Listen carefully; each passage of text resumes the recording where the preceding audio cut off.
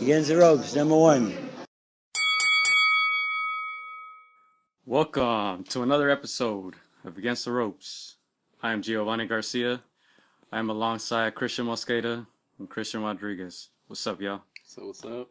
Happy holidays. Happy Thanksgiving. We got chips, we got popcorn. Shoot. Yeah, you know it's Thanksgiving, but we have to keep the ball rolling. No breaks, right? So, what are we going to talk about today? So we're going to talk about, obviously, the conference, the big fight, Pac versus Broner. Then we're going to talk about the undercard, the DAZN. And then we're going to talk about, HBO, which they're in the last rounds, championship rounds, the upcoming fight between B-Ball and Jean Pascal. And then we're just going to delve into some random news, talk about some videos that we've seen on the net, and just go from there. What was your biggest takeaway regarding the conferences? To me, we talked about this excitement outside the ring. Broner doesn't, have all the wins necessary to uphold a main event, but it's his trash talking, the way he keeps entertaining outside the ring, and I like that from Broner. So he keeps talking shit. Some of the stuff I obviously like the first press conference a lot better than the second one. Yeah, I think the second one he was a little immature, jokes weren't as funny, but you know what, he's an entertainer for sure, and so. What about you, Gio? Yeah, I didn't really catch it. I saw some clips, but yeah, it's typical Broner. And Pacquiao's a funny dude too. So I like that he kind of keeps it going. What was your favorite part from Broner? I didn't hear too much, but I did hear there's something about Freddie, right? Oh. Didn't he say something like "I'm not scared of Freddie" or something like? Yeah, he said, "I'm not scared of Freddie." Yeah, something like that. And then he said, "I don't even want to repeat it." No, yeah, well, yeah, it's disrespectful. That's when they announced that Freddie was back with Pacquiao. Yeah. And then I think that was news to Broner. Yeah, I was like, oh, that was you got Freddie interesting. back? That was interesting because obviously we had that interview with Roach, right? Yeah. And it just seemed like that relationship was not going to be fixed anytime soon. Yeah, the way he talked to us, said it. he seemed and for him to come back, Pacquiao and Roach back together for this fight, I was surprised too, because do you think Pacquiao really needed Freddie for this fight? I mean, that he needs him. No, he's already taught him everything he needs to know. He's 40? He's gonna be 40 come December. So everything that he's already taught him, he already has all those tricks. So he doesn't necessarily need him. Yeah. I think it's more of a emotional, more of a we're good, maybe a promotion aspect of it. But que digamos que he needs him. Not. Yeah, it was interesting because even Roach said, Pacquiao should be able to beat him pretty easily, right? Yeah. So that's why it kind of surprised me, because I don't think Pacquiao needed that much preparation for this fight. Even though you can't overlook Broner though. Supposedly why they split in the first place was because of Pacquiao's training habits, with this whole senator thing in the Philippines. And well, that's my take. Pacquiao can't overlook Broner, but the press conferences would be fun for sure. Yeah. To me, I did enjoy Broner's trash talking. It goes back to you can't just sell the event by yourself. You need a dance partner, and he's a good dance partner to sell the show. Yeah, and Pacquiao's he's not bad himself. Yeah, he's pretty funny, right? What do you think? Broner or Pacquiao? Pacquiao, both. I think Pacquiao's funnier than Broner. Yeah, I think that part when Pacquiao was showing the belt. I didn't see it. You didn't saw it? So Pacquiao was showing the belt, and then Broner, he's like, man, he just took out his belt that he had. He just started going like this. So showing his Gucci belt. Yeah, but that's his character. But one thing that was interesting about the conferences is the background. I'm not sure if you saw it. It said Mayweather Promotions. Yeah, I saw that in the back. Yeah. Oh, really? Yeah, it said Mayweather Promotions, and I thought that was kind of interesting because Now is that on Pacquiao's side? No, it's the banner. You know how we have the two fighters facing. I know, off? but. Oh yeah, it was on the. It was probably for Pacquiao, right? Yeah, well, coincidentally, Pacquiao was on the side Hangman, versus Mayweather Promotions. So I thought it was kind of like a little diss. Yeah. Just just think about how Mayweather said, "Oh, you should come to my promotions." Yeah. So it's behind the scenes, little thing, just dissing him, but. That's why I said, dude, these guys are all friends, dude. Pacquiao and Mayweather probably has some deal going on. Yeah, that's what I'm saying. I feel long story short, with Pacquiao, and I was thinking about it too, because we're gonna talk about later on about Errol Spence and Mikey Garcia, but even if Pacquiao doesn't have a matchup with Mayweather, I wouldn't mind seeing him fight against Mikey Garcia. No, that'd be a good fight. That'd be like a good veteran versus a young fighters. experience. We talked about that too, right? When talking about Mikey, that he can get that mainstream exposure fighting a guy like Pacquiao. Yeah, and then as far as like Freddie Roach having Pacquiao, I think Pacquiao does need Freddie Roach, just because like it's even for me watching boxing, I just can't fathom like watching a boxing fight without Freddie Roach inside of the ring. So it's more of it's more of an emotional, more of a it's not really on a technical side. Yeah, it's more of a true that. Well, I mean, even like Bernard Hopkins, he had how many years with Nassim Richardson? You know, there comes to that guy's like, does he actually need a trainer? Bernard Hopkins being like that old, you know, you don't necessarily, but at the same time, he has him for a reason. He used to line him up in case he gets caught up with a stupid punch. But I think that's what Pacquiao needs. Freddie Roach. Yeah, it feels it's more like for it to feel right. You know, for it to feel like, okay, we didn't do anything wrong. Like outside, like it's more of a. I think they saw our interview.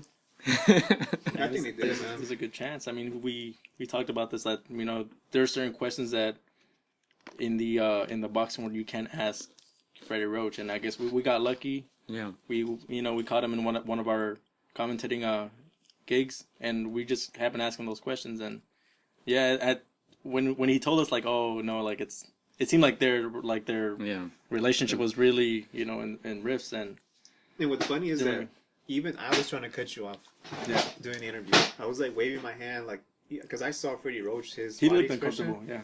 See, when I ask a question, I look at their reaction, how they take it. Yeah. And when I was looking at Freddie Roach's like body language, I'm like, dude, I think you should stop it.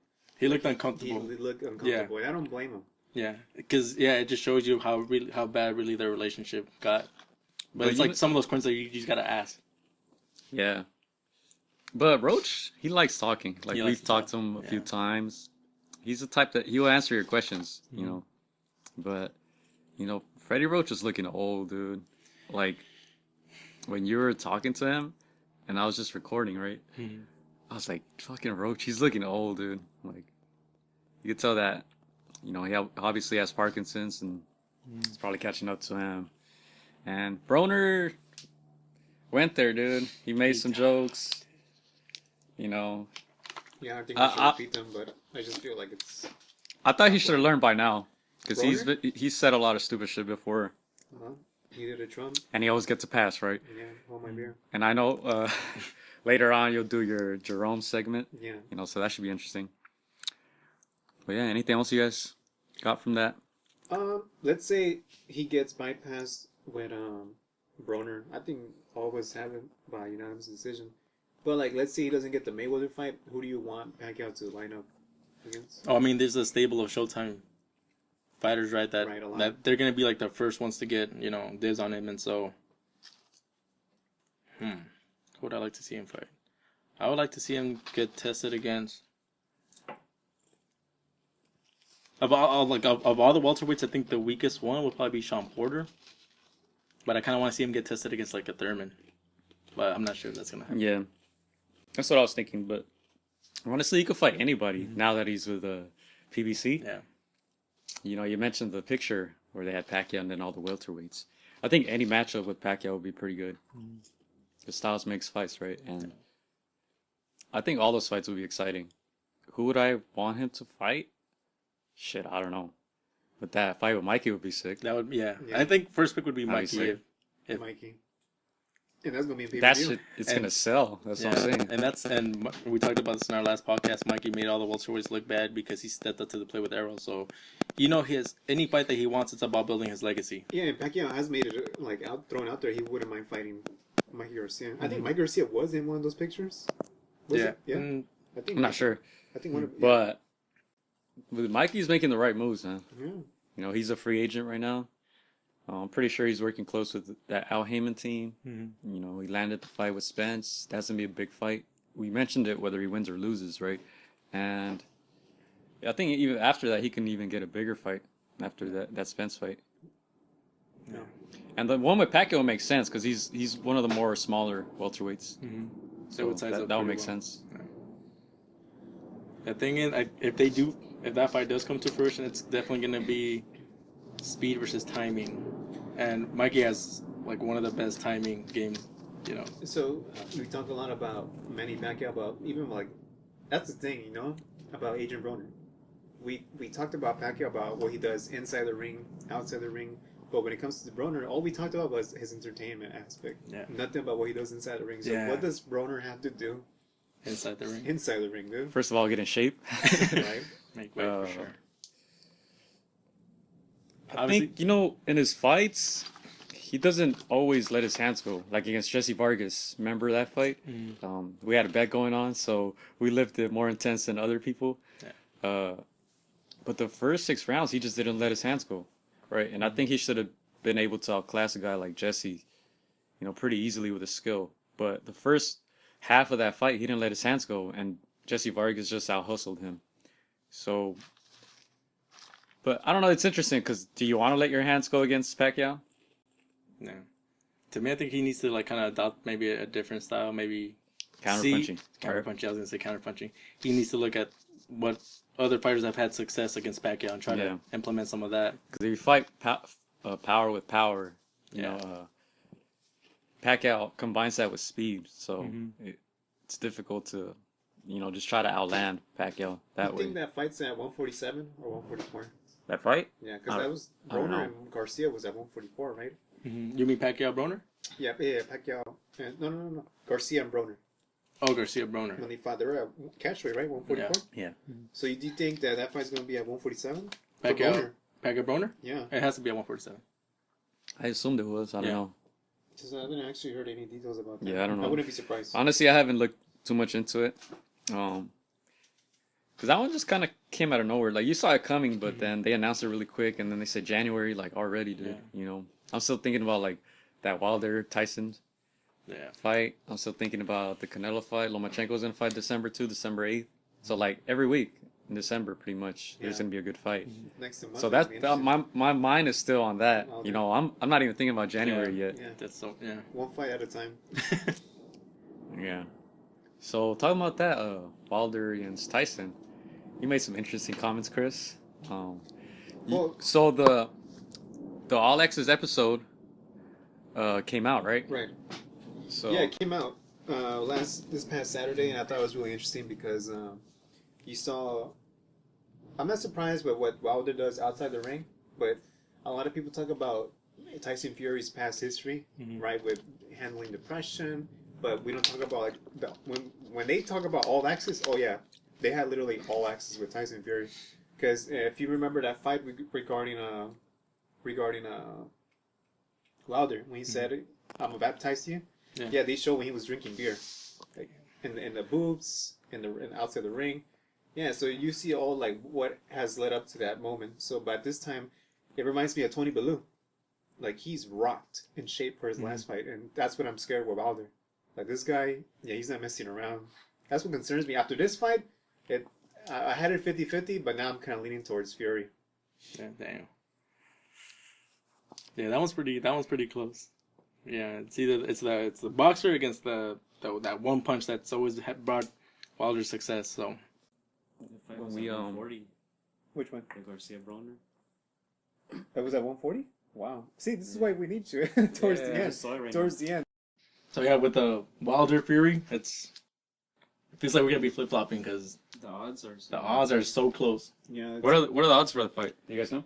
We were just looking at stats guy right now. You want to bring up the stats, Alexis? Was it minus 165 for Wilder? So he's a favorite. Plus 135 for Fury. Something along that way. Yeah. Yeah. So those odds are really close right now. Usually the odds kind of change when the day of the weigh-in. So it'll be interesting what happens. So Gio, if you want to introduce our guest. Yeah, so we have a special guest today. She's been part of the show before. She helps us out because she's a boxing expert. We don't know shit. Oh my God. But we have Lily, aka Xicana Boxing, on with us today. How you doing, Lily? I'm doing pretty great. Thank you. How about you guys? Doing good. Doing good. We haven't fought yet, so. Not yet. But we're still Really, hitting the Tyson banks. hasn't tried to fight you guys yet? We do have the gloves though. Just in case. Now they fight every other weekend. So Lily, we're gonna Take it out on you guys. Oh, sorry. so we're gonna start asking you what were your thoughts about the Pac Broner conference? Well, I honestly didn't expect it to be that entertaining. It was like super silly, and they were obviously taking jabs at each other. I think Broner took it a little too. He took it over the line because he said he made fun of Freddie Roach. I don't know if you guys caught that. Yeah. Yeah, we didn't want to repeat what he said. Yeah, I don't want to say it anyway, but I think that was like way too fucked up. Like you shouldn't be saying shit like that, even if you're joking. Like it's not cool at all. And then he said that Pacquiao is only good at like singing and doing the plank or something like that. Doing Hennessy, Doing- Sunny commercials. Yeah, he said I heard that one, the Hennessy. that was kind of funny. That was kind of funny. And planking, and I'm just like, whoa, like he's doing it all. You know, I mean, Broner's being Broner. That's just what it is. But then Pacquiao kind of took it on his own too, and he's making jokes, and he was showing the belt to Broner, and then Broner took his belt out, but it was a Gucci belt. So it's silly, but I think it's just they know that this is a big fight. They know that the boxing fans are intrigued by this fight. So I think they're just doing the most, especially because it's pay-per-view. So they're trying to sell that shit.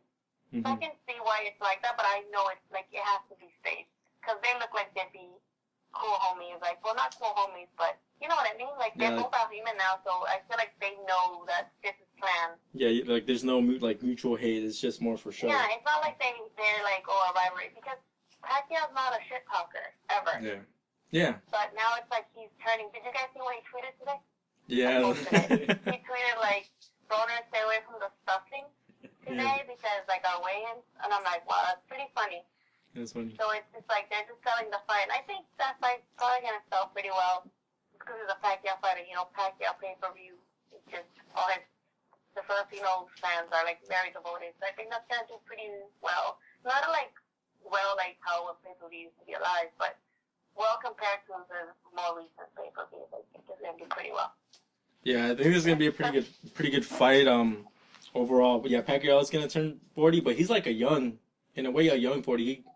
He's got pretty good genetics. I don't think the age is gonna be that much of a factor. I think what we expect from Broner is what we've been expecting him since after the Maidana fight. Like this doesn't happen. He doesn't let his hands go. He doesn't, or until like the second fight. You know, like we're like, oh, well, Broner can get like super, trained and be disciplined, then he can make it a good fight. Mm-hmm. But we've been saying that. We said that against Mikey. We've been saying this, and it doesn't happen. So I feel like at this point, Broner is that person that you want on your resume because he was the three, if I'm not mistaken, he was a 3-division world champ. Mm-hmm. So it's like, okay, you want that name. It looks good. And also, he sells because people want to see, even though people hate him or whatever, they want to see him get beat up. Yeah. So what's your prediction for the fight? What's your prediction? I think Manny unanimous decision because same reason why Mikey beat him. I think Pacquiao's so fast. He's old, but I think he's so fast. For Broner. You say unanimous decision. You don't see a knockout? No. Yeah. I don't think so. I mean, I think Broner's pretty tough. Broner got a chin, yo. Yeah, Broner Pretty got a tough. chin. Yep. Maidana hit him with the hammer Put and. him down twice. Maidana couldn't kill him. Yeah. Maidana made him do the stanky legs, but like he got up every single time. Yeah. No, And it's pretty tough. I don't think Broner is a guy that would get knocked out. I don't see that at all. I don't see that. And I think that's the only thing that I don't know. When was the last time Manny had a knockout? Ricky? Matisse, right? Matisse? But does that count? I don't know. Doesn't really but count. that was more like, okay. Yeah. Yeah, Matisse, gave up. But he was like, okay, I got my money. I don't want to get punished. I'm out. Yeah. But when was the last time, like, real, knockout? A real knockout? Algeria? Decade ago. Yeah, I was gonna say Algeria, right?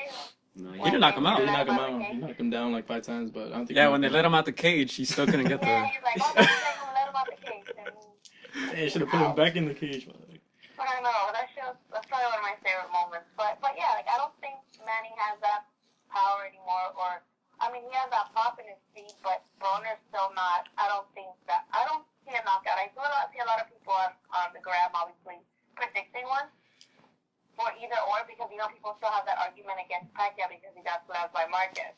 But I don't think anybody else can sleep Manny because I don't think that's. I mean, they were already familiar with, like, I think we already talked about this in the podcast when I was there. How that was, like, they knew each other, they were used to each other, and they calculated their every move. So it was easier for him to get a knockout. It was a perfect punch, like, he timed it perfectly, but I don't think anybody else can time that properly, especially not Broner. Yeah, no, I see that. I agree with you. I think it's gonna go a decision. I think Broner will touch the canvas though. I think so. Really? I don't think so. I think I'll knock him down. I don't think so. I don't think I'll knock Yeah, him that out, was though. I was gonna ask you that question because you already see what Maidana did. So even though he got the decision, like you say, that he's gonna get the decision, but don't you think that Pacquiao needs to have at least one knockdown or at least two of them? At least something. Yeah. Because I mean, if this is pay per view, you cannot have a. I don't think he needs to prove anything. I think we're all expecting. If anything, I think most people's expectations are on Broner. We know that if Pacquiao loses, we'll be like, oh, well, he's old. Like, literally. And it's not even an excuse. He is old. And he needs to fade at some point. No, and but it hasn't really happened yet. I think. Because he lost with Mayweather, but it was just because Mayweather's too fucking good and he couldn't catch him. Yeah, and to me, that's the last fight he lost, right? Because we're not even counting the other one. That's my point. Like, in order for him to sell this fight, and I'm not talking about this fight. I'm talking about if he wants to sell the Mayweather fight between Pacquiao, he needs to have a no decision. I'm not talking about this fight can't go to the decision. Like, for it to go to decision is not a good look for Pacquiao. And you can bring up the age. Nah, I don't think so. I think You know why? Because Mikey, know that Broner don't do shit. Mikey- So I don't think it will care. I think we're just gonna know that he's gonna go to the decision. And I think most boxing fans should know that. yeah, because look at Broner against Mikey, or against Sean Porter. Some bombs on him. Yeah, and Sean Porter too. Sean Porter didn't knock him down. He knocked down Sean Porter, actually. Yeah. Right? You guys remember that? Yeah. So, That's He amazing. was sleeping. And Sean Porter Yeah, he had his stole it. hands down. Yeah, I don't. No, it that's, still counts. that's what happens. It's a knockdown. But But yeah, that's I my don't- thing. but it's still a fight you're interested in, right? Is Pacquiao Oh, Broner? yeah. Of course, yes. But I don't think either of them go down. I mean. Yeah, same here. I agree with that. Boxing, but I just don't think they'll go down. I think Pacquiao is going to be a little too fast. The only thing I'm worried about a little bit, and I haven't checked, but the reach, because I think that was Pacquiao's only disadvantage against Horn, because I think Horn was a robbery, but I didn't like seeing how much of an advantage Horn had over Pacquiao's reach. Yeah, you know what? I like this fight. I like this fight because both guys are pretty much like the same size. Yeah. You know, Pacquiao always fights like guys bigger than him, and Broner's been fighting bigger guys too lately. So they're pretty Broner's evenly so sized. chunky, dude. He's fat. He looks like a dad. Stay away from that turkey, huh? Dude, no, but for real, like, have you guys seen his latest, like, sparring videos, or not sparring, but mitt work? He's fat, dude. I'm like, and Gervonta feels like they've been eating the same plates, or they're cousins in the same family. I don't know if they honestly. They've been eating that so girl disgusting. collection For at real. Mayweather strip club. It's cuddle season. And I don't know, and honestly, you were talking about he needs to sell for the Mayweather fight. I honestly don't know a single boxing fan personally that wants to fucking see that fight again. You know, Pacquiao? like, I don't want to see that Mayweather? shit again. Maypac? I don't want to see that shit again. You know, It's good for the casual fans, though. hold up. The reason why I'm bringing that up is because when we interviewed Freddie Roach, he talked about we were not questioning the idea of him going to Al Heyman, but this was his words. He was talking about the idea of like maybe he promised him something to go on that side of the table. So that's what I'm saying. If you look at many language words, all he's talking about is Mayweather, and that's the thing about Al Heyman. He always takes care of his fighters. So that's what what I told the guys last week. The fact that Pacquiao is with Al Heyman is probably like the most disrespectful thing to Bob Arum, because for so many years he had him, and now if he takes care of Pacquiao, right, in this sense, take care of Pacquiao, giving him that rematch. This is what I was telling them. This is like a generational thing, because then other fighters are going to be looking at that and like, oh, okay, I could go with him. Oh, yeah, that's well, yeah, because he's taking care of his fighters, so everybody wants to go with whoever, and then they're getting paid. But I just don't see it. I honestly want to see a person, like, I want to see a person. If you guys have anybody who really wants that fight, I want to sit down with them, and I want them to explain to me why. Why? Like, what is Nobody always the wants to most see that shit. disappointing? I honestly don't think I've ever been more excited for a fight before in my life.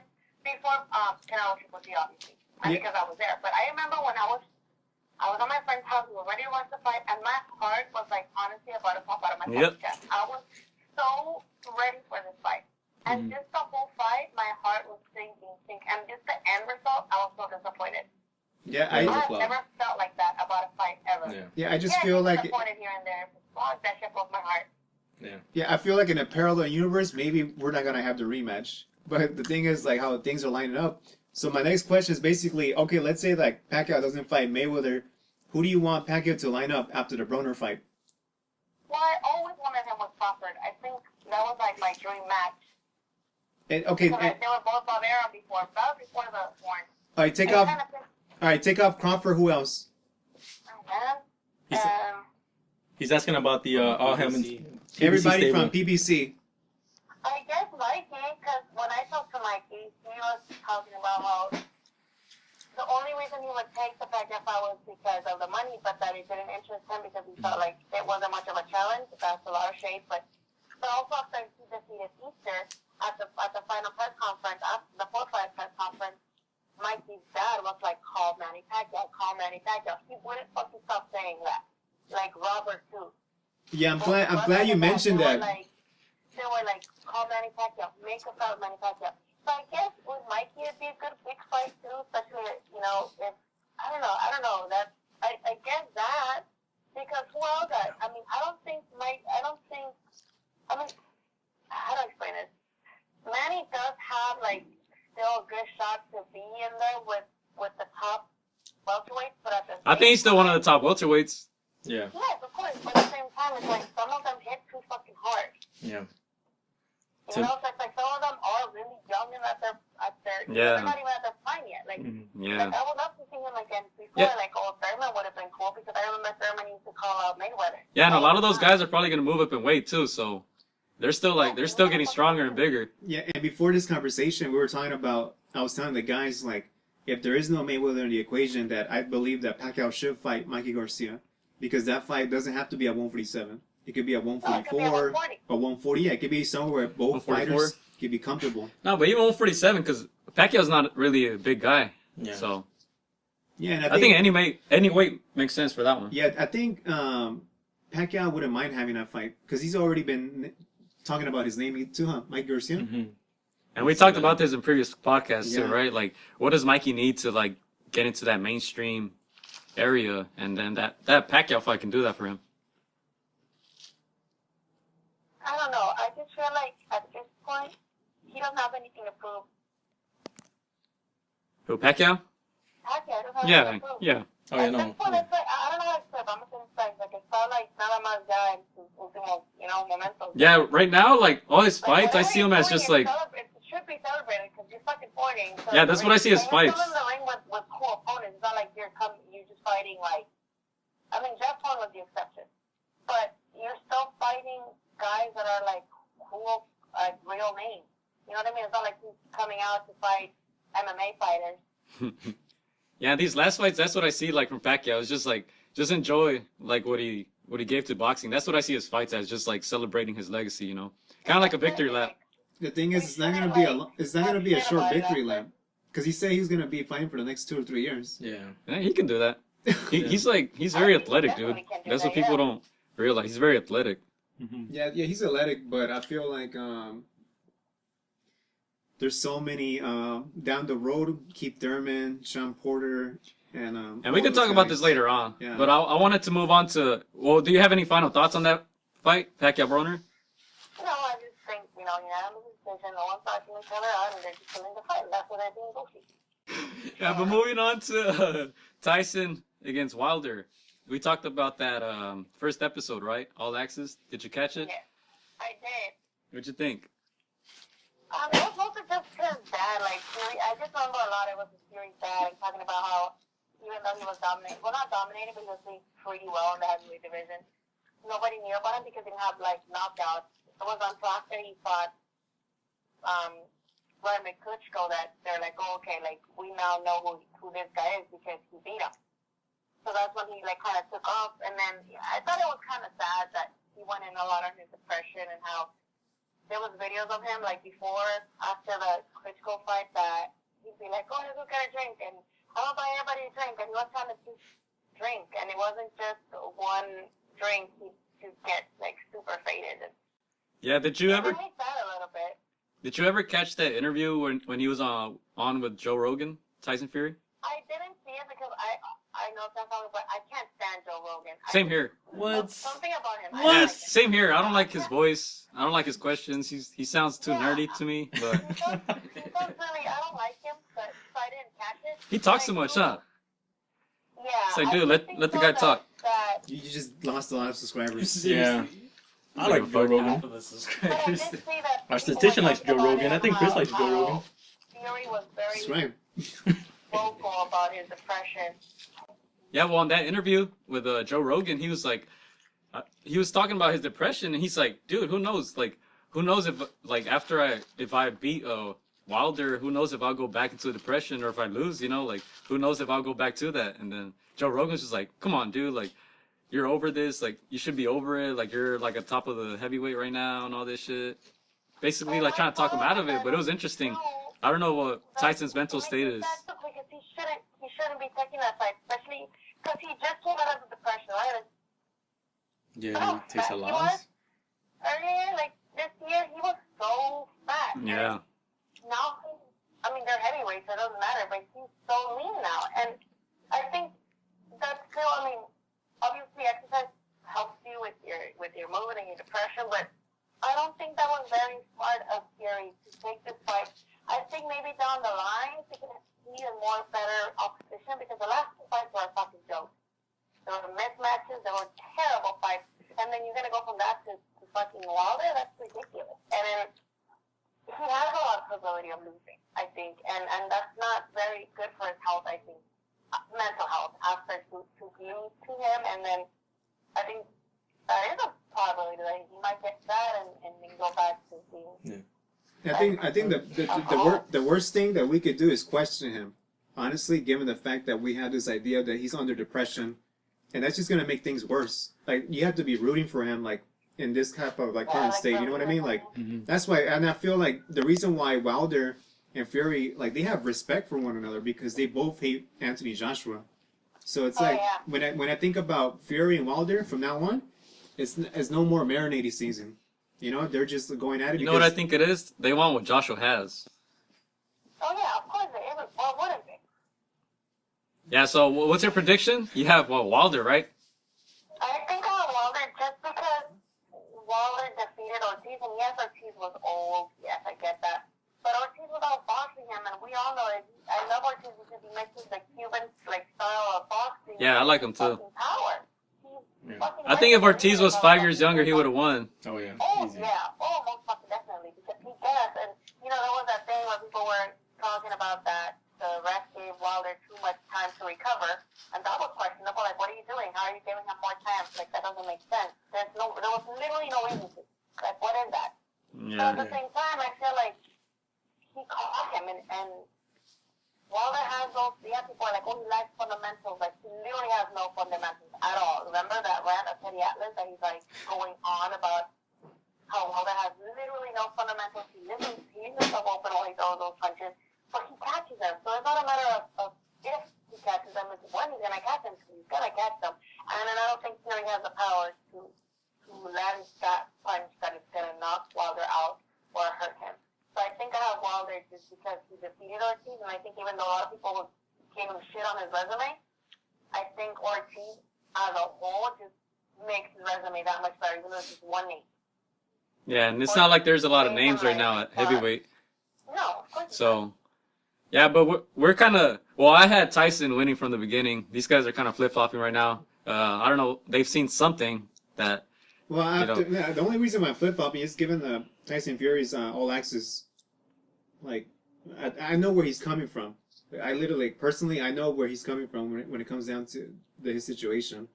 And I feel like he's a brand new man. I gotta watch it. Yeah. I gotta catch up. He's a brand new man. I feel like he died already. Yeah, you said that he said like if he loses this fight, he might go to depression. Yeah. To me, that's already like a mental excuse. Like to me, that's always like a red flag. I'm just like, Yeah, that's No, something like... that's not an excuse. Honestly, it's way different compared to what Tony Bellew was asking. Like, oh, I'm gonna Well, retire I after have this. like a really weird thing with Fury because he said some racist ass shit and he said some like homophobic ass shit. So I don't want to like him because he's like super racist. He said like some racist ass shit. And I think that's what they took up the belt to, right? Because he was being homophobic too. I don't remember. But he also got caught cheating. Like, he gave the wild boar excuse. It was not like a tank of feet. He blamed it on wild boar.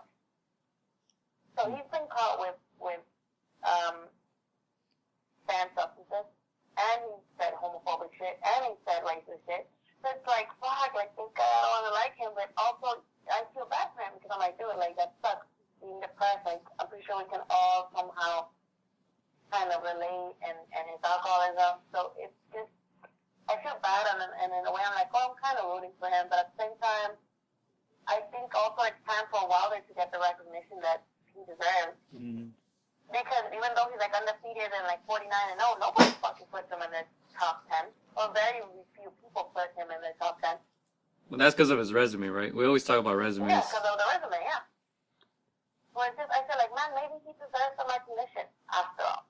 Yeah. And I don't think Fury will be, but for, like you said, for the casual fan, it will be. Because more knowledgeable fan will be like, well, Fury was depressed, coming out of a depression, coming out of a funk, and his last two fights were shit, so. Why? I mean, that was a fight tailored made for Wilder to just punish him, but I don't know. I wouldn't be surprised if let's say Fury just outboxed him and did his, because he's very awkward in his stance. So I wouldn't. Yeah, be he did it to surprised Klitschko maybe- too, so. Yeah. And that was a good So I wouldn't Klitschko be still. surprised if Wilder just didn't know what the fuck to do with it. Yeah, and we're gonna be technical about it. We're flip-flopping, but. Yeah, we'll be technical about it next week, because usually we do the predictions, right? And you've been from the beginning, right? You had a Tyson Yeah, I always Fury. had Tyson. So you know, Not a big fan of Wilder. Yeah, but not even that. You don't do predictions, right? That's what you mentioned last Yeah, time. I don't. Yeah, so Especially in big fights, I don't like to predict. I just like to enjoy it. Big fights are hard because you don't. It's hard to predict. Like when you see one like lopsided fight, you're like, okay, obviously. Yeah. But But the heavyweight division too, because any given punch, right? Mm-hmm. Any given punch could take you they out. all hit hard, yeah. Yeah. Any final thoughts on that fight? Just same thing as you guys flip flopping. You can anything can happen. Literally anything can happen. But you should find out soon. I think it'll be very entertaining to see. I don't think it'll be a boring fight at all. All right. What other topics are we talking about? So we have the upcoming HBO fight between B-Ball and Jean Pascal. You care about that? I do care about that. I love Rios. He's amazing. yeah, I I think really like that. I really like him. yeah, He's also very awkward, like very awkward stance. Even when he's doing mitt work, he does some weird shit. Like he's weird, but it works for him. I think people are a little disappointed on his last fight because I think they were expecting him to put Chilemba out. But at the same time, Chilemba's been in there with the best of them. Chilemba's been doing with Crusher. He lost. He's been like, I think that was his fourth time trying for a title. So it's not like he's like, oh, the best light heavyweight, but he's been there with all of them. And he went the distance with Crusher too, even though, Well, that's his weekend, huh? yeah, like HBO? Crusher, Yeah, this fight is. Even with Crusher, like 12 rounds too. I mean, Crusher dropped him, but I think that was legit. I think that was tougher than Sullivan or whatever. Sullivan Barrera. But, I think that fight with Chilemba was tougher than the Barrera fight. yeah, But I think you should put Pascal away too, even though Pascal has been knocked out by Crusher. But I think you should put him away too. Pascal is not that great anymore. yeah, I think I also agree. I think he should put him away. Pascal is really past his, his heydays, and so he's not as mentally tough as he once was. And to be in the ring with like a Bivol, you have to be, pretty durable. Bivol, yeah, he defeated Barrera. Barrera had the chance to fight Kovalev, but he decided to try his luck with. That was probably one of the dumbest shit Barrera could do. Yeah, He offered Barrera the foul pressure a lot of times. I think that was the third time they had offered him the fight. And he just wouldn't take it because he didn't think he was getting paid enough. yeah. I think he was In the actually. ring with someone like Crusher. But it's like, dude, they offered him the fight right after his second loss to Ward. Like, that's the perfect time to take that fight. Yeah. Especially whatever, because Barrera, he's not like a pushover. He's a talented guy. Mm-hmm. He's not the best light heavyweight, but he's pretty talented. It's like, and skillful too. So I feel like that was the perfect time he should have fucking taken that fight. Yeah. Because Crusher's like mentally weak. So take it.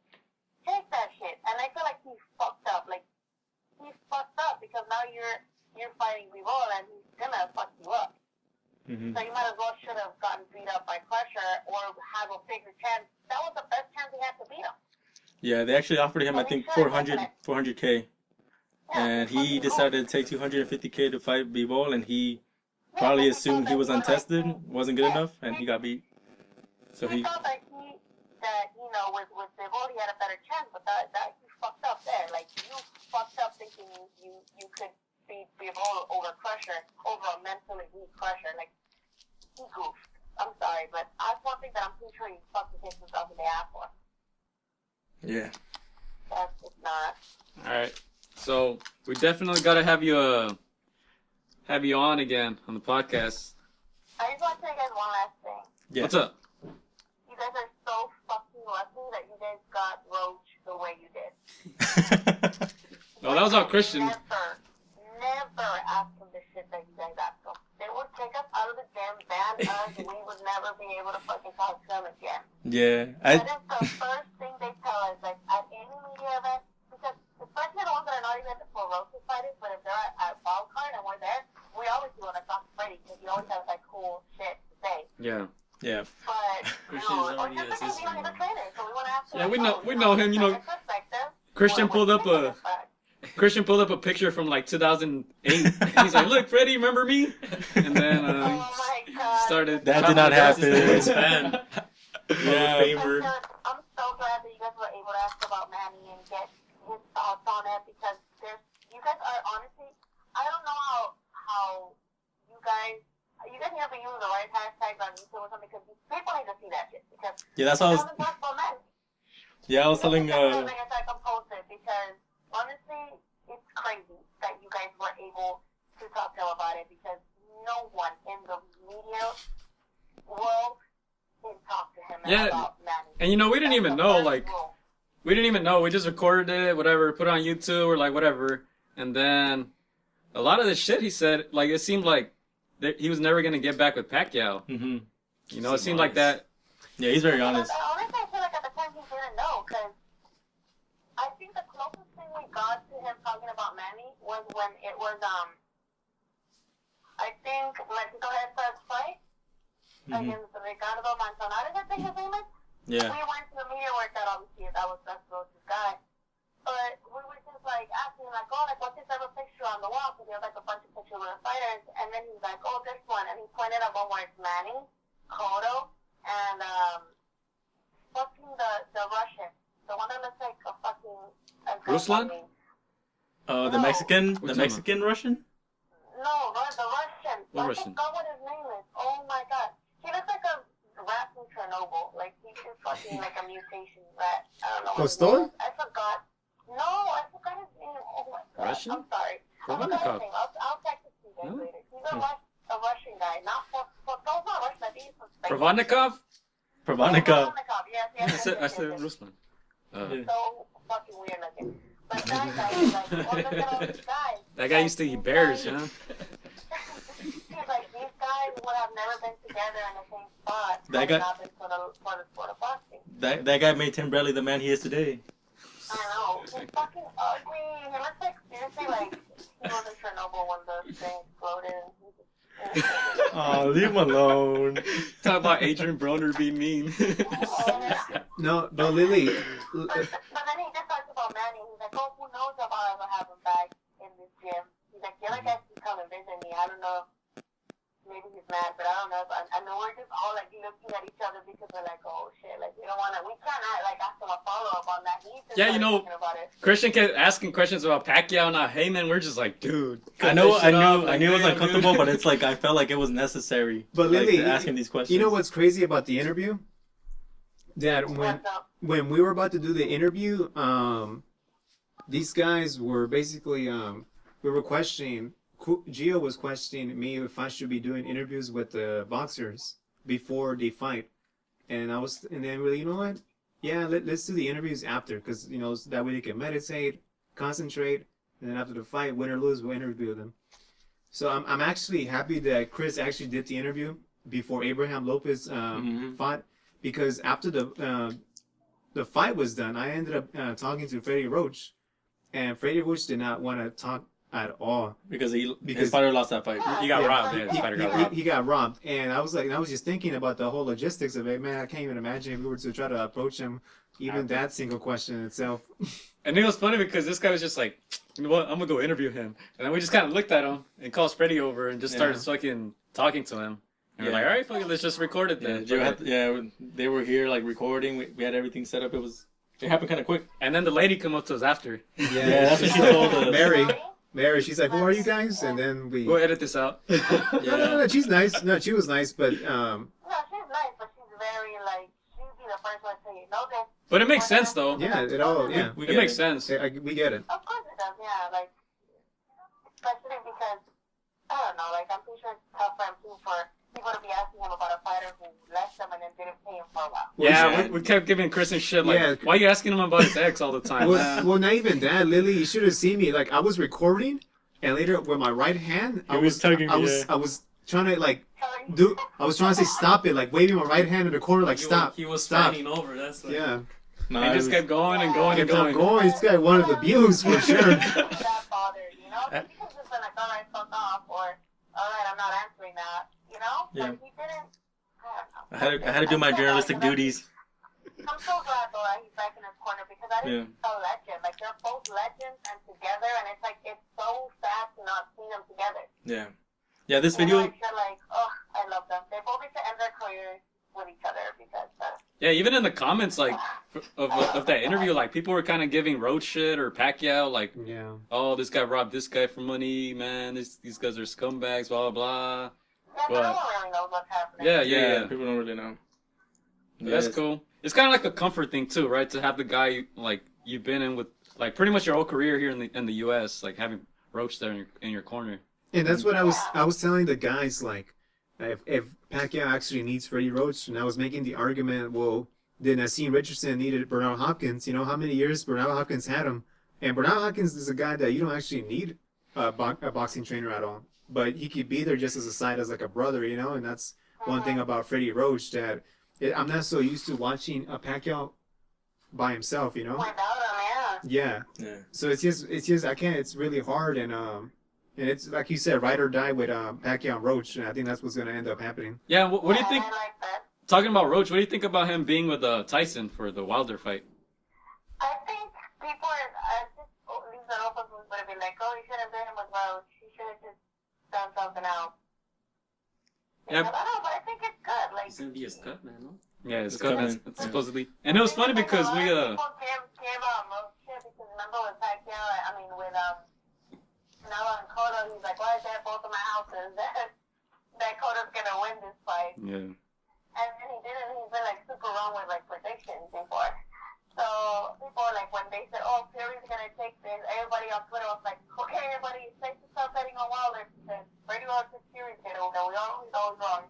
And I'm just like, oh, it's so fucking dirty. Yeah, it was funny because we actually asked Roach after the little interview when we stopped recording. We actually asked him like, because we saw that Tyson kept posting pictures at the wild card. So it's like, oh, so Tyson's at your gym, right? And he was just like, yeah, he's just been training there, you know, but he didn't give us anything. That's all he said. He's like, yeah, he's just been training there for a little bit. Well, that's how you know that he's like, no, I talk about it. But but you know, with Pacquiao, he's more open about it. At least that's what it seemed like on the videos. Yeah. At least you guys got that. That's pretty cool. That you guys got that Freddie Roach and not the Freddie Roach that can't talk about Christian. it. Yeah, no. Every time I talk to Freddie, this guy kind of wears his heart on his sleeve, like.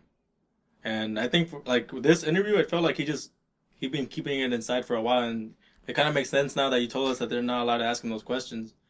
I guess he's been keeping it inside, and como que sí quiso un poquito desahogar, and so I guess that's what happened.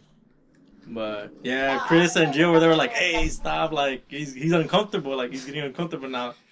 But it's again, it's always awkward when somebody asks you about Your ex. a fallout like that. Oh my god, that's the perfect way to put it. That's the perfect way to put it. Like, Yeah. you want to get asked about your ex. Yeah, Where question they at after now, question. Or have you seen your ex? Like, you know who they with? That's just not cool. Yeah. Chris was saying It's kind of like, this guy's kind of like he asked him like, oh, did you see that your ex got a new job? He's like, oh, he's with Al Heyman now. Like, and Roach is kind of like, oh, I don't know, I don't really care. Like, Yeah. Yeah, but Putting up their shit. any final thoughts before we let you go? I think that's it. We covered all the fights. It'll be good. Hopefully our predictions aren't too wrong, or if they're right, then hopefully that gives us more credibility. Yeah, we gotta have you on again. Yeah. Well, the rest is almost over, so hopefully. Yeah, we'll keep in touch. What are you doing for Thanksgiving? We're eating. Eating tamales? We don't celebrate genocide holidays, but we will. Ahí nos aguardas unos, ¿no? You guys can come through later. Good. Let me ask you this before you leave. What's the one thing that you've been thankful for boxing this year? I think that I think this year has been like the end of ducking for the most part. Like we've seen a lot of good fights in the division. All the divisions are like pretty much fighting good fights, and a lot of people hate Al Heyman or they hate PBC. But no offense, they're fucking changing the game because they got the best welterweights, and I'm thankful that they're fighting each other because, like you guys mentioned, 4 fucking Crawford is on his own, and these guys have like so many possible matches that can generate so much money. So I'm pretty thankful that I'm pretty sure those fights are gonna happen. Yeah. So thank God and Al Heyman. Well, they always do. And that, You know what's funny? I'm pretty sure Canelo's like thankful for DAZN too. You know what's funny? Like when Pacquiao signed, I'm like, dude, I can already imagine I was waiting for that. I can already imagine him after the fight be like, first of all, I want to thank Al Heyman. Second, I want to thank God for this fight. First he thanked God. First he thanked God, and then he thanked Al Heyman. At the press conference, he thanked God. He's like, well, No, he's gonna thank Al Heyman first. And then after he's like, and Al Heyman was second. I was like, ooh. Yeah, first is God and then it's Jesus. Alright. All right, well, hey, thanks for having this conversation with us. Definitely we'll have you on again. I shall see you guys. Any last words? Follow you on Instagram, XicanaBoxing.com. Xicana What's up? Boxing with a Xicana Boxing. And that's it. All right. All right, take care and thank you. Take care, Lee. Thanksgiving, guys. All right, likewise. Thank you. Bye. All right, so that was Xicana Boxing. Always interesting conversations with her, right? It's funny because we have a lot of the same talks, right? Like you ask her, oh, who do you think Pacquiao should fight next? He's just like, oh, Mikey. And then we talk about just this last part that we were talking about. It's like, dude, this is like exactly what we've been talking about, right? Every week. So it's pretty cool. We're definitely gonna have her on again, right? Yeah. So any other topics you guys want to talk about? Yeah, you guys catch the zone? The zone undercard. Yeah. You want to talk about it? Yeah, well, So there was a bunch of fights last Saturday, right? Yeah. It wasn't big fights, but it was good to see some guys come back. Brandon Rios is back, looking heavier than ever against El Inocente. yeah, so Canelo Alvarez brother. And that's funny because I even posted on Instagram against the ropes. DA. Against DA ropes. He was on FaceTime with Canelo like before the fight. So that was pretty interesting. And then freaking this Brandon was just hitting the mitts with Robert, and this was looking chunky, dude. I don't think he was there. No, he was just on the phone. Okay. Yeah, he was like FaceTiming him. Yeah, that was, I don't even know what to call that. Phone booth season, but Cell phone season. it just looked like 2 old boxers just coming back and fighting. We actually started this section really wrong. Chris, where did you saw the zone? So me and the statistician saw the fight at work. At work? We had like an hour break. So he corrected us. He said the fight is at welterweight, right? Mikey Garcia against Broner. Yeah, we'll go to corrections towards the end. So you two saw it at work. We saw it at work. Yeah, on our which was phone. fine. Clear. It was pretty clear. Your Yeah. phone? I was impressed. Where do you saw it, Gio? Yeah, I saw it at home. I was just chilling in my room, dude, just all day. I pretty much watched every fight. except at nighttime. Had to go out. But yeah, I just watched it at home, dude, kicking back, eating pizza and shit. Just chilling, dude. Yeah, I was Back at the beach. nearby the beach. Actually, yeah. I was facing the Queen Mary, and I was sitting on the bench, and I was just watching it. I'm not gonna lie. You know, it's funny, like, before the show started, he told us this, and I'm like, dude, might as well just record the podcast, like, from the beach. Have, like, the waves in the background, like, the birds. That's funny, dude. We'll have that fun in the winter. But any takeaways from the zone fights? So Brandon's heavier than ever. Yeah. Gabe Rosado came back. What do you think had about a Gabe draw. Rosado? Yeah. So we saw that fight. That's the one we saw. The Yeah, you majority know- of it. That fool was pissed. Yeah. Yeah, I thought he was outboxing the other guy, dude. Yeah. And it was funny because, interesting because, you know, Gabe Rosado in the past has been like a brawler, right? Yeah. Like most of the fights that he's lost is he's just trying to go head to toe, like head to He head. comes out head looking to like toe. Rocky. I was actually thinking It's a about you, head. Gia, because I remember when we were talking about the Canelo and Triple G fight, you were talking, hey, who do you rather be? Triple G or Canelo? You just look at their face. Yeah. Man, you saw Gabe Rosado's face. It looked He was clean, and dude. he's not. Yeah, you're not used to seeing that's him the one coming thing out they like that. mentioned. Yeah. That's the one thing the commentators mentioned after the fight. Like, dude, this is already like a win for him because Exactly. we're so used to seeing him cut, bruised Yeah. up, and they're like, yeah, you know. And he was boxing a smart fight, dude. Yeah, he Like, was. he was just like in and out trying to box the guy, you know. But shit, they give him a draw. Yeah, That sucks, dude. Yeah, Because Adrien was starting strong. There was a bonus, right? There's some money bonus. Oh yeah, they I had a forget side bet, $10,000. Yeah, and that money's not going anywhere. But then that also gives you like a chance to try to get back into that division, you know, especially on the zone, dude. Yeah. Because there's a lot of middleweights in that. So Yeah. they're saying he could have faced Andrade or whoever else has the belts, Mhm. and the belts are on the zone right now. So Yeah, I He think could've got that's gonna something there, happen. Yeah, at the end of the day, Gabe Rosado won that fight. Yeah, like on paper he got the draw, but like people know that he won, and so he's still gonna be, you know, there for the other middleweights. But yeah, it would have been nice. You see For the him to get video that- at the end, like for him to do- after the fight, they almost got in a fight backstage. Him and Arias? Yeah, what Yeah. the hell? Oh, Give yeah. this guy a mic. Join us. That's But- interesting. Yeah, I gotta catch up on all these videos, dude. I haven't watched the Tyson against Wilder, all out Showtime. Axis, whatever. I haven't watched the Pacquiao Broner Mhm. thing. You know, Well, during this break, I'll probably watch. I'll probably just fucking go on YouTube and watch all this stuff. Well, you don't even sleep at all, right? So Dude, you're man, shopping, I'll- doing... dude, I was up this morning all the way to 5 a.m. just trying to set up this thing, you know, because like we said, it's Thanksgiving, but we still wanted to record something, so try to set this stuff up, get it ready for you guys. You know, we're recording this at pretty much noon.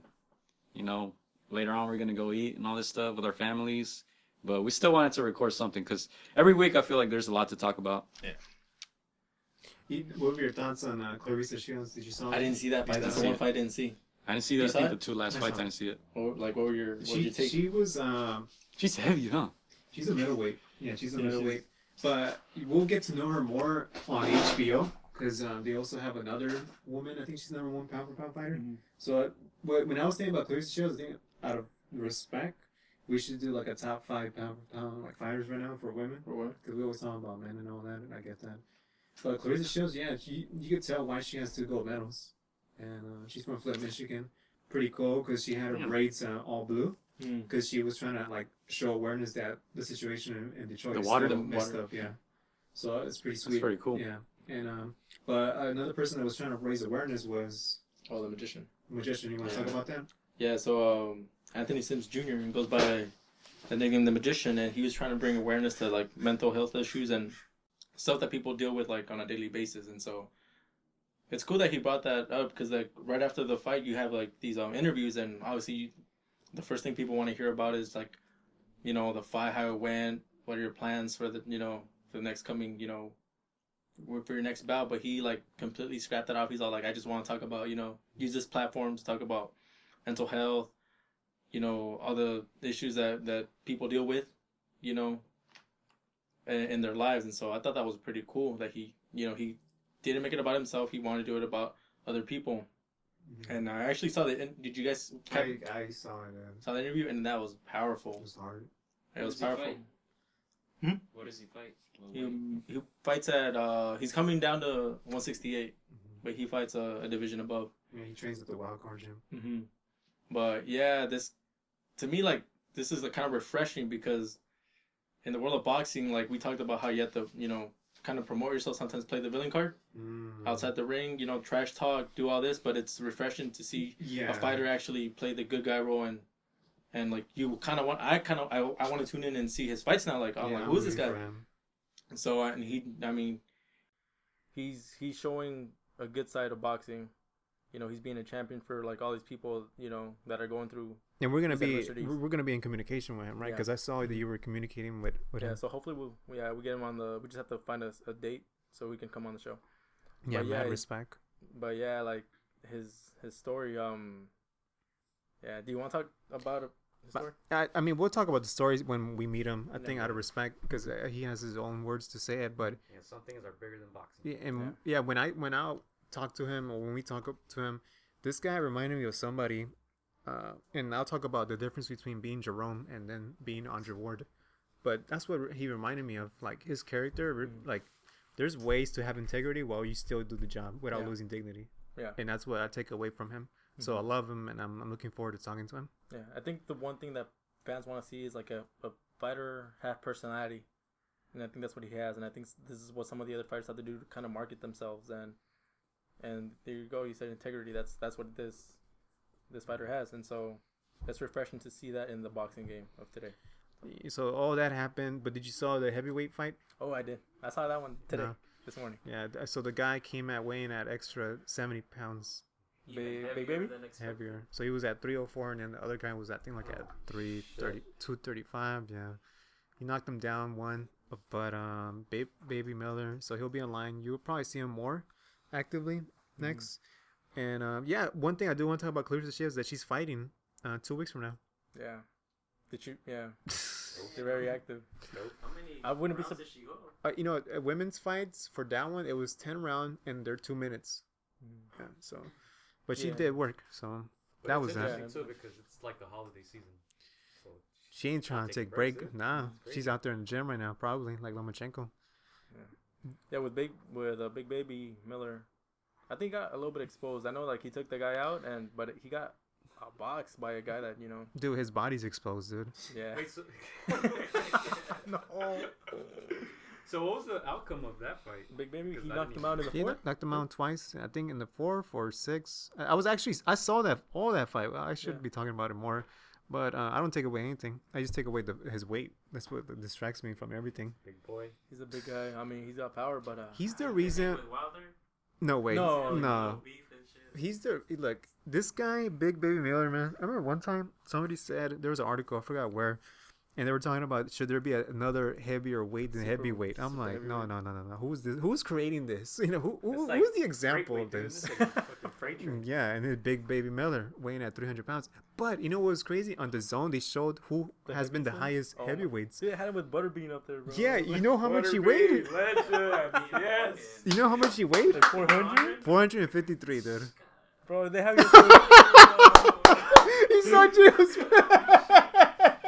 That's some Andre the Giant Big Show. Holy shit. They're just sending over to WWE, man. What the hell? No, he had that face. You ever seen that gif? That black guy. Oh my god. Dude, they have funny, like, 400 was alive. If they have you up there with Butterbean, that's a problem. I'm listening on the headphones, right? And there's like a little tiny delay. So when after he said it, I'm like, wait, what the? Man, yeah, so that was that with the zone, and so that's pretty much it. I'm not sure if there's anything else to talk about the zone. Just another week of the zone. Yeah, another week of the zone. I mean, just to talk a little bit more about Baby Miller, like they asked him like who's next, and like the first thing he says like, oh, Joshua's busy. So like he named like lower tier heavyweights. So I'm like he doesn't want to think of these I don't really care top about guys. What those guys say honestly, because a lot of those guys start calling out like, oh, I want Keith Thurman, oh, I want Andrade and all this shit. It's just like, dude, you have like 10 fights. Like, to me, he called out like the lower tier of the heavyweight, so he knows where his level's at. Yeah, that's good. He's a good thing. You gotta be realistic. Yeah. I think he got injured because like in the middle of the rounds, he was stretching himself. He put his leg in. Like, huh? I saw the whole fight before. What do you mean by that? Like him walking backstage. Oh yeah, he was laying down. He had a bed in his locker room. Oh, for what? Taking a nap. Just chilling. No respect. He's just in bed and just like on his phone. Yeah, he's not respecting. And then Sugar Ray Leonard was like, Yo. Hell, I never got a bed. Like, what the He's like, I never had a bed back in the day. Kids have it easy these days, He had a dude. bed in his locker room. He was just chilling. You should look at high school kids these days. They have it easy. Be a big ass bed too. Fucking fit that fool. So, yeah, so that's that. And so then we have HBO. Round 11. Touch a little bit on that. Yeah, a little bit. But I want to talk a little bit about it just real quick. So, like, you know what's interesting about this division? That after Andre Ward and Kovalev fought, that was it for that division. For 175? Yeah. Like, I feel like, because obviously that one guy is still hiding over there in Montreal or in Canada. And that's one of the divisions that you cannot be undisputed at all because of that guy himself, you know? And, like, but the thing is, I was actually, one thing I take away from this Saturday, Bivol versus Pascal, is that division can light up anytime soon, dude. Let me tell you why. So we have this fight with Bivol this Saturday, but then next Saturday we have Adonis Chickenson versus Alexander. Some respect on his name. And if I see him, I'll call him out on that, dude. I'm not scared of him, dude. They're gonna call him Superman. Fuck that guy. Can Adonis Creed fights more Yeah. than that guy? So we have Bivol versus Pascal this Saturday. Next Saturday we have Adonis Chickenson versus Alexander. But then in February we have LD Alvarez versus Kovalev. And then AtR Bertsubi versus Joe Smith. So all the top all the top 8 are names. fighting in the next 2 months. So maybe we might have a little undisputed, like, we have like a little tournament going on right now. That's what's going on. They're So fighting that's- pretty close to each other. Yeah, so, close to each other. So they can So make something. yeah, because I feel like after Andre Ward and Kovalev fight, like that was it for that division. Kind of deflated a little They bit. deflated, especially after Kovalev lost those 2 fights. Yeah, too. And he lost to Alvarez. Yeah, so it'll be interesting. So that's that. So I'll be watching hopefully if I can HBO because I feel like I'm obligated to watch. You know, because usually you appreciate things once things are not there anymore. So we'll look into that. Friday, huh? I feel like you have to be a part of it. You're just obligated, right? Well, you're always on it, right? 5 a.m. So that's that. And then we have so you have any random news? I don't got random news, but I have like video bits that we can talk about. Sure. Okay. So I have this. Pull that up. I want to shout out Beat the Count Boxing Podcast. Check them out. I want to shout out the Wolfpack Round Table. Wolfpack. They're pretty funny. They got potential. And they're 4 subscribers. They're 30-year-old prospects. I see it. Yeah, we'll probably work with them later on, man. We'll probably have an indoor matchup of Wolfpack versus Against the Ropes. Team against the ropes. In the winter. Choose your side. I'm calling it right now. We might have to stack up our bench. To recruit. Need some depth. Yeah, they call Lillian. Sharpshooter. Yep. Oh yeah, Sharpie. Yeah, They could have Sergio. we should rate. we should have like a charity game. Charity game. Like put money on it and see December. Yeah. We could do it in winter break. Yeah. Like Yeah. New Year's Day or Christmas Day, whatever. Yeah. People are free. We'll play indoor and then we could go to the gym and put on some gloves. Says nobody. Those guys are heavyweights. I know. They're on the overhead. They're in that butterbean, right? I don't want to say, hey, They're their own that wasn't division. me. I'm just playing. 300 plus. We're gonna ask for a You catch guys, weight. you guys saw the video of Jeff Horn breaking the bag, right? Yeah. I think one of these guys can actually break it, dude. Yeah. Break the fucking punching bag. Yeah. Luis could break that shit. Oh, we need to have Shout out Luis to on. Luis, Shout man. out Hey, to he Luis. knows boxing. Luis needs to be on the show.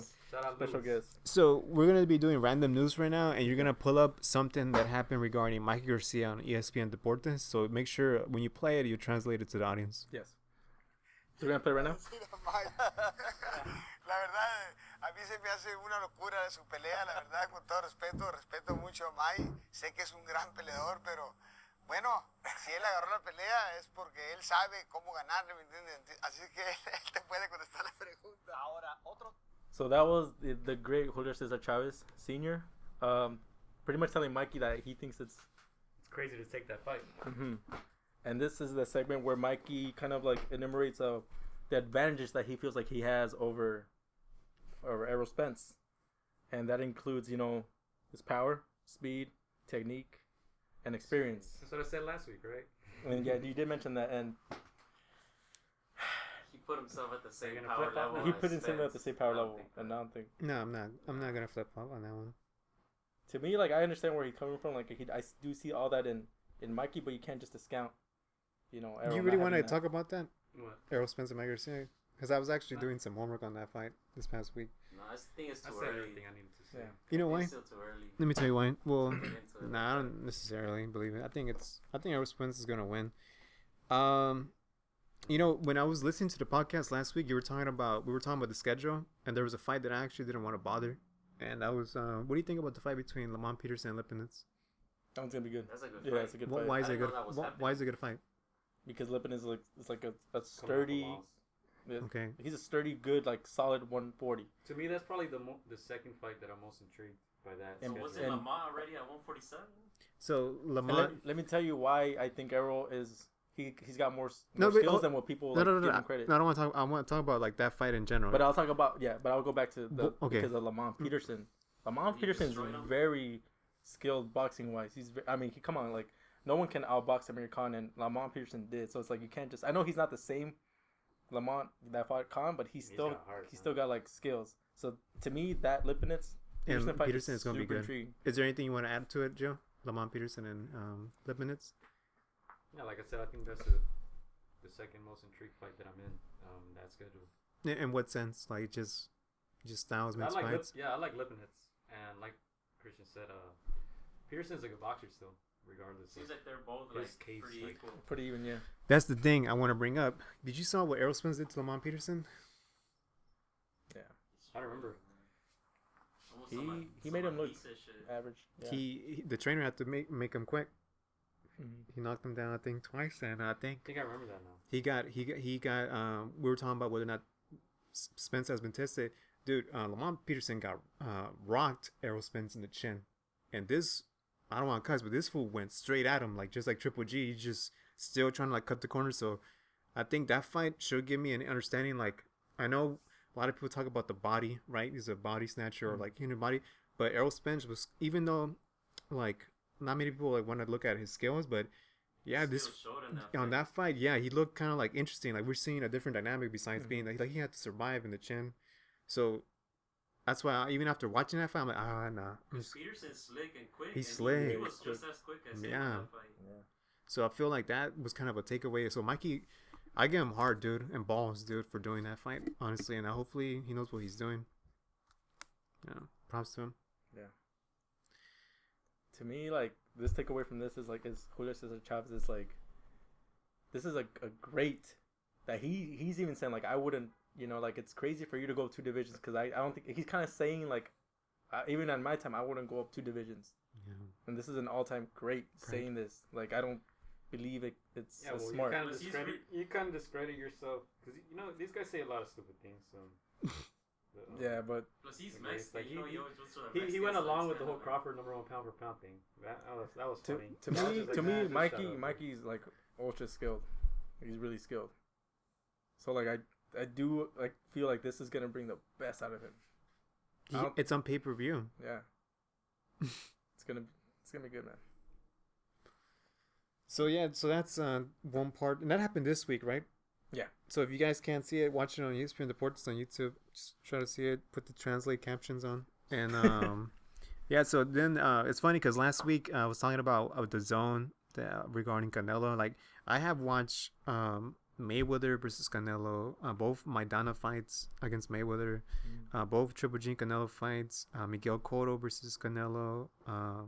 Like I probably watched like 8 fights at the movie theaters, and like so yeah. And then I was scared because I thought that was gonna be the end for Canelo to be in the movie theaters. No more movie theaters. And then Tuesday, Phantom and Benz announced that Canelo is gonna be at the movie theaters, so that's pretty cool. And I'm kind of disagreement though regarding the price because it's $20 because you can pay the subscription. In fact, the first fight is free. So What do you think would have been a better price tag? What? $10. $10. Yeah, and then Especially against the guy who's fighting. Yeah, $12.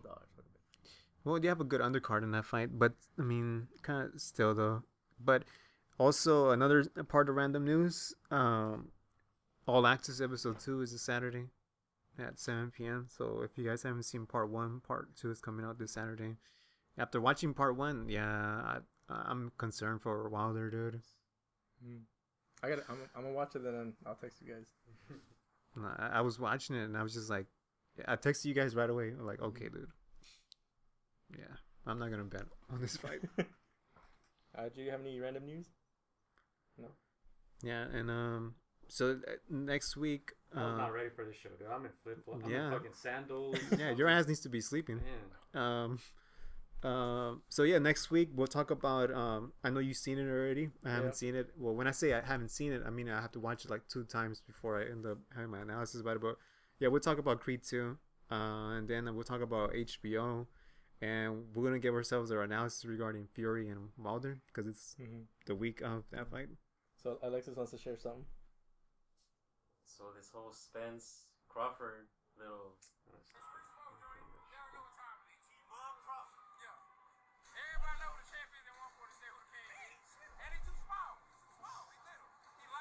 Do you even want to get into that?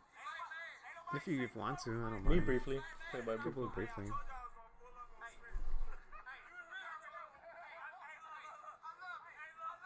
You gotta watch the whole video. Right. 15 minutes and backstage with Alvarez. So to me, like this video, I like the confidence that Crawford is doing. Like we talked about this earlier. I was surprised that Bob was there. You know, it just shows like like Crawford needs to go and knock on these guys' door and pretty much knock the door down. He needs these guys. Yeah, I told you last week. I said Crawford needs to do stupid shit. This is exactly it. And I never seen Spence talk so much either about somebody like that. Like, oh, I'm gonna knock you out. Yeah, these are 2 guys that are like all their skills, like they let their skills and do the talking inside the ring, but outside the ring they're very quiet up until like these last couple of weeks, and that's good for them. It's good for them for marketing, purposes to get their profile up, because like again, like to me, boxing is not just like entertainment inside the ring; it's outside. It's how you're gonna get me to spend X amount, on their pay-per-view, because if they fight, it's pretty much, gonna be a pay-per-view event when it happens. And it might be a year removed, 2 years removed, who knows? But I like to. It's nice to see them side to side. Yeah, and I'll get into it next week. I think at the studio. I'll write it down on the board and everything for you guys. Crawford has one of the funnier resumes, and he gets a lot of credit for it. People want to. Right now, I don't even think he's in my top 5 pound for pound. So, but people want to go along with ESPN and all these fucking people who really don't know shit. Like, how much boxing do you think they actually watch? Like, no disrespect to Bad News, but do you think he watches more boxing than me? And then who? Bad News. Yeah, Crawford #1. Do you think he watches more boxing than me? Dude, you better get From ready, the boxer, dude. so like you said when I saw the podcast, like that sees it from the boxer perspective. Exactly. But do you think he watches more boxing than me? I don't know how much he watches. You think he watches more boxing than me? I think if his job, he has to. No, he's probably busy training. Mm-hmm. You know what I do on my free time? I watch boxing. I don't even watch TV. That's why he doesn't sleep no more. He just watches boxing. Dude, get ready, dude. No, I don't watch TV at all. But he's giving up on girls. He just watches boxing. Dude, it's gonna be bad news for you. No, but next week you guys will see, because his resume it's funny to me. But when people say like Crawford #1 pound per pound, I'm just like, Nobody has said that, dude. ESPN said it. ESPN has it #2. It. ESPN has him at number 2, dude. Last time, ESPN, Julio Cesar Chavez Sr., Bad News said it, and people want to run away with that narrative, but when people say that, I'm just like, you don't really watch boxing, do you? Yeah, I will make the argument for Crawford not to be #1 pound for pound fight. Even top 3. Mm-hmm. I mean, that's a different story. The way, like, I can't believe I let you get away with this last week. You can't post on the boogeyman. Well, I mean, I'm just saying, like, you have to understand, like, this is episode 4 of Canelo and Crawford right now. But, like, just, like, literally. No, it's not even about Canelo. It's just... No, because every time we talk about Crawford, you bring up Canelo for some reason. No, I don't. Yes, you do, dude. I didn't right now, right? No, but I'm saying because...